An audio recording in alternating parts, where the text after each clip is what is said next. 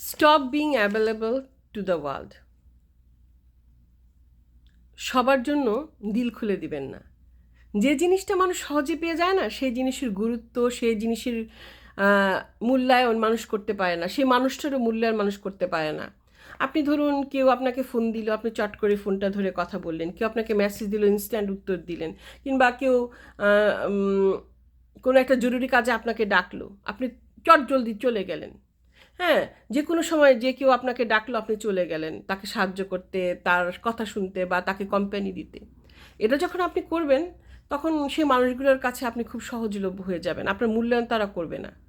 তাই চিন্তা ভাবনা করে, আমি বলছি না আপনি কাউকে সাহায্য করবেন, আমি বলছি না কেউ ডাকলে আপনি যাবেন না, অবশ্যই যাবেন। তবে হ্যাঁ, একটু ভেবে চিনতে, ধীরে সুস্থে তারপরে যাবেন, তারপরে করবেন। নিজেকে সহজলভ্য করে দিবেন না, কারণ নিজেকে যদি আপনি সহজলভ্য করে দেন, অন্যেরাও সহজলভ্য করে ফেলবে আপনাকে।